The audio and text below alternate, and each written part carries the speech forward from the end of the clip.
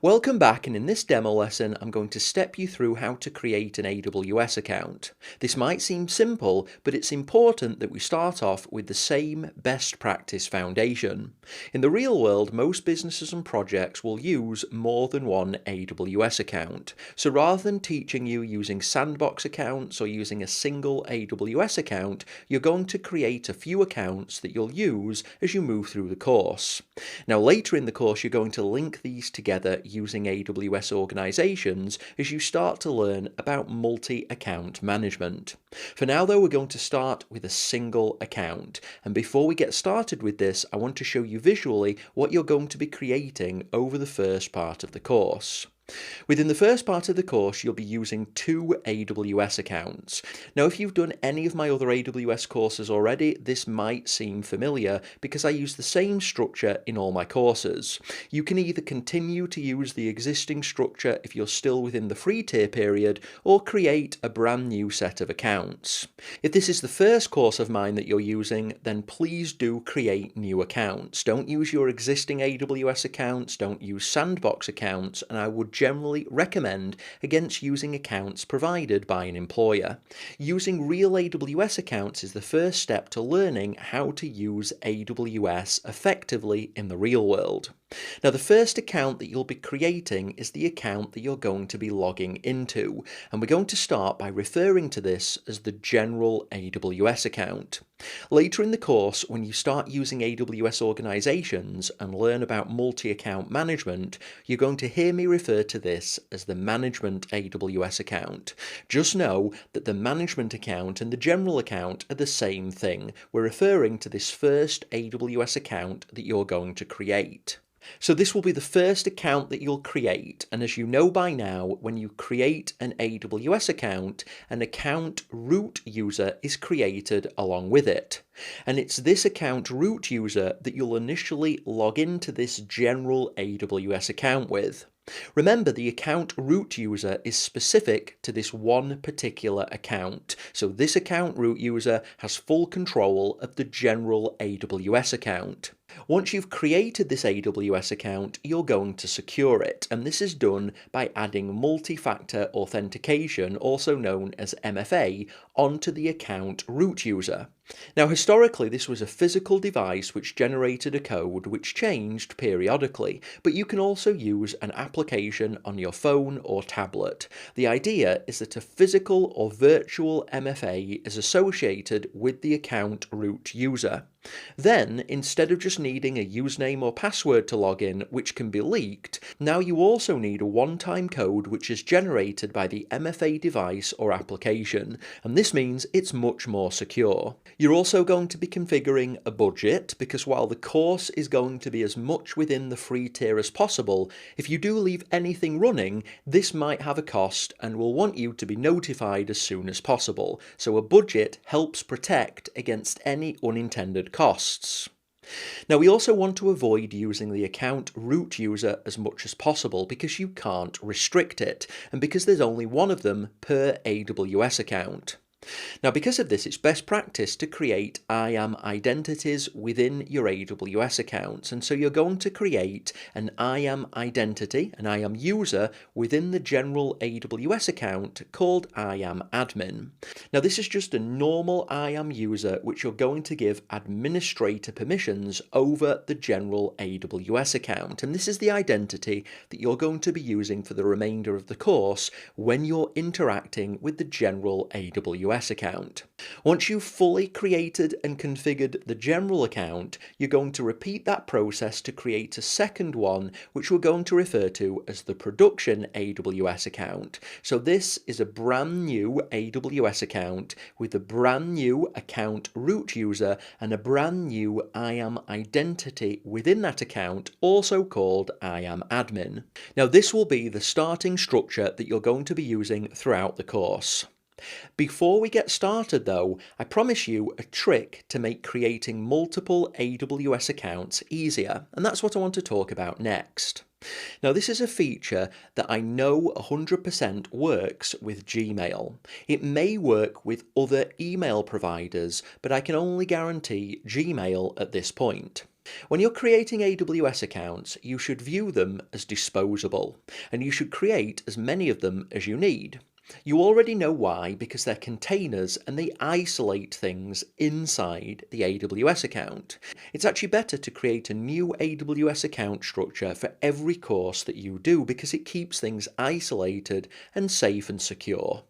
Now, because AWS accounts require unique email addresses, this can make it a fairly painful process to create them. Historically, 10 AWS accounts have required 10 unique email addresses, but that's not true if you use a feature available within Gmail and some other email providers. Let's say that you have a Gmail address. In this case, it's catguy@gmail.com. So this email address is constructed of two parts: the username on the left, so catguy, and then an @ symbol, and then the domain, so gmail.com. Now, normally this would allow you to create one AWS account using the catguy@gmail.com email address. But what you can do is you can use the plus sign in the email address to create an infinite supply of unique addresses, all of which go back to this main account. For example, you could take your username, so catguy, and then add a plus, and then put AWS account 1. So the whole email address would be catguy plus AWS account 1 at gmail.com. You could also create a second, this time using AWS account 2, and then even a third, using AWS account 3. Now these are all unique email addresses, but they've required no configuration. You just have the one single Gmail account which comes with the one default email address, so catguy@gmail.com, and all you do is use the plus symbol and then include any text, and that creates a brand new unique email address from the perspective of AWS, but you haven't had to configure anything on Gmail. You just take your normal email address, you add some text after the plus sign, and that creates what's called a dynamic alias. It's a brand new email which always points at your main Gmail account. So you can use anything after the plus symbol and it creates what looks like a unique email address, and you can use this address to sign up for an AWS account. So this essentially gives you an infinite number of unique email addresses using one single Gmail. So at this point you don't have any reason not to create a brand new set of AWS accounts for every single training course that you do.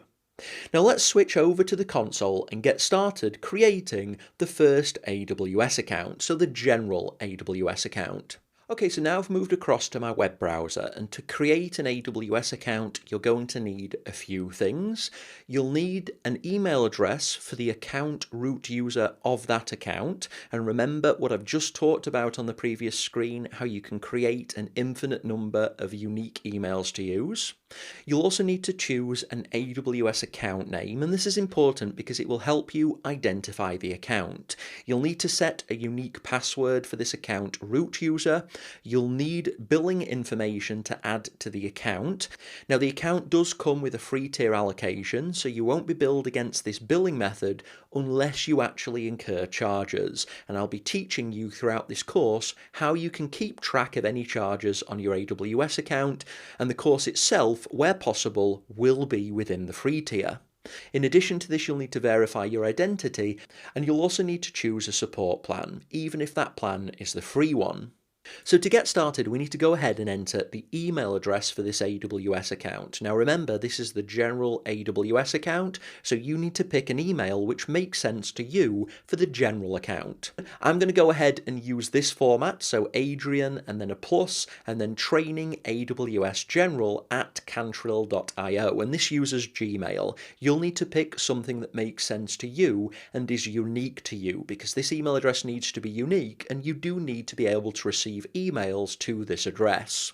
Now, depending on the version of the user interface that you do have, and this can change very often, you might get this box pre-populated, so this AWS account name. Now, I want to make sure that this account name makes it easy for me to identify this account, so I'm not going to pick this generic cantril.io. For me, this is the structure I'll be using, so AC, my initials, hyphen training, hyphen AWS, and then hyphen general. This is for the general AWS account, and I'll be changing this general to production when I create the production account. Now at this stage you'll need to verify the email address, so once you've entered all of that information, go ahead and click Verify Email Address. You'll receive a verification email containing a code to this address. It could take up to 5 minutes to arrive, and do make sure that you check your spam folder. Once you do have that code, enter it into this box and then click on Verify. Hopefully you'll see that the email address has been verified, and then we're good to continue.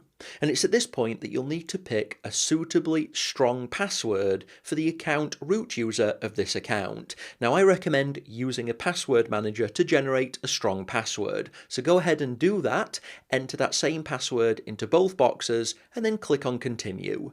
Next, you'll be asked for some account information. Generally, this will be a personal AWS account for your own projects. So pick the appropriate box, enter the appropriate information here, check this box and click on Continue. And I'm going to be hiding this information for privacy reasons. Next, you'll need to enter some billing information, and this payment method won't be charged unless you incur charges against the AWS account. I'm going to keep this course as much within the free tier as possible, so this generally shouldn't happen. Now, it's worth noting that you might notice a pending payment on this credit or debit card which AWS used to verify your identity. This pending charge will generally disappear within a few days. It's only used to verify that it's a valid billing method. So go ahead and enter all of this information and then continue, and once again I'm going to keep this information redacted for privacy reasons. This next step is a simple identity verification step. You'll need to pick the method of identity verification, either SMS or voice call. I'm going to pick SMS because generally that's quicker. You might only see one or the other of these options, or you might see both. Just pick the one that's appropriate. For SMS, you'll need to enter a valid phone number to receive text messages to, so I'm going to enter my details. You might need to complete this security check by entering these characters, so I'm going to go ahead and do that. Then I'll move on. I'll wait for the verification code to arrive, enter it into that box, and then move on to the next step. Okay, so at this point, you're going to see one of two different screens. If everything's gone okay, you're going to be asked to choose your support plan. If you have issues with your billing information, so if your credit or debit card wasn't able to be verified by AWS, then you'll see an error screen, and this error screen will inform you that there's a problem with your billing information. Now you need to be aware of how to resolve this problem with billing information, because there are a number of steps that you need to go through in order to end up with a fully functional AWS account.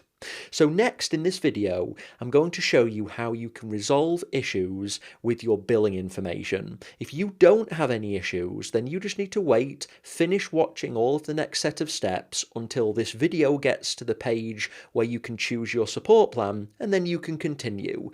Now I'm doing this because I want you to be aware of how to finish setting up an account in both of these situations. So if you're having no problems, if you see the screen where you choose your support plan, then just wait until I get to the same point in this video, and then you can continue. But it is important that you experience all of the different problems you might have when setting up an AWS account. So let's get started stepping through how to resolve a problem with your billing information. So to fix this, you'll need to click the link to sign into your account. You'll need to make sure that you're signing in as the account root user if you have that option, and then enter the account root user email address and move on. You might have a security check, so complete that. Enter the password, and you'll be logged straight into the billing console where you'll need to verify the payment information that you entered. If you did enter it with any errors, you need to update the payment information to correct details, or optionally you might need to call your bank or the provider of your debit or credit card to fix any issues that they have on their end, such as declined payments.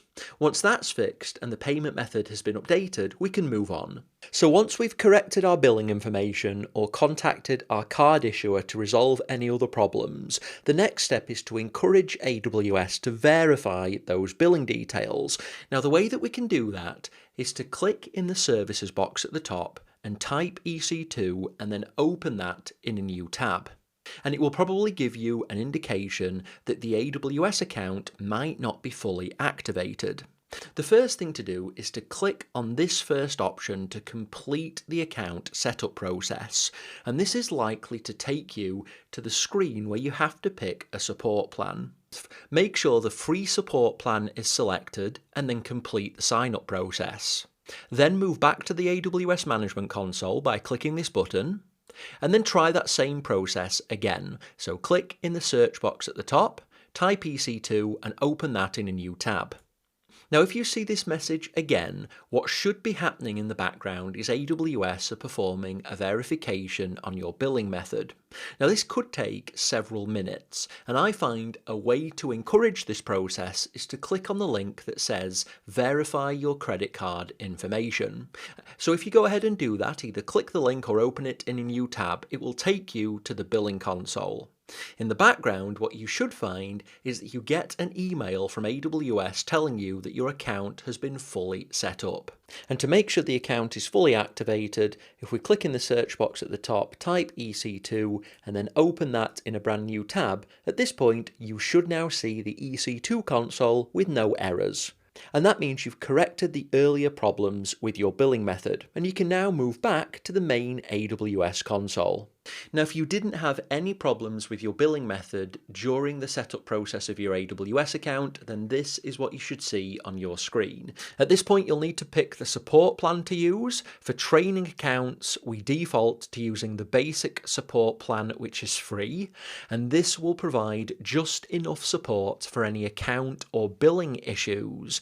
If we need anything more, if this is a production AWS account, then we need to pick developer or business support. Now, I'll be covering the details of these other support plans, if appropriate, elsewhere in the course. For now though, go ahead and pick basic support and then click the button to continue. Now at this point you should see a congratulations screen which tells you that AWS are activating your account. Now this activation can sometimes be instant or it can take anywhere up to an hour. In my case, I've already received the email, so normally it is relatively quick. Once you do receive the email, you can click to start logging in to the management console. And again, you'll need to use the email address associated with the account root user. You might have to complete a security check, but then you will have to enter the password for the account root user. And once you've logged in, you'll be at the main AWS console. Now, the first time you log into the console, and depending on when that is, you might see a dialog requesting that you try out the new version of the AWS console. AWS are regularly making changes. If you don't see this dialog, then that's okay, but generally whenever you see any dialog which suggests a new version of the new UI, I always recommend switching to that new version. So I'm going to go ahead and do that. And now we're logged into the main AWS console. Now don't worry if you do see some error or warning notifications. When you first sign into the console, often these widgets take time to populate. There are a few final steps that I want you to do before we finish up creating this AWS account. To do that, click on the account drop-down at the top right and then move to account. Now again, I've blanked out all of my personal information. What I want you to do though is to scroll down on this screen. Then optionally, under alternate contacts, you can click on edit and enter your details for all three of these contacts. If you are creating an AWS account for business reasons, then often you might have different billing, operation and security contacts. Now you don't have to do this step, but if you are creating this account for real world usage, you might want to enter these details. What I do want you to do though is to continue scrolling down, and under I am user and role access to billing information, click on edit, check this activate I am access box and then click on update. This is going to make sure that if you're logged in as an I am identity, then you have full access to the billing console provided you have permissions. If this box wasn't checked, then even if we gave an I am identity full admin permissions, it wouldn't be able to access the billing console. So it's important that we allow access to this console.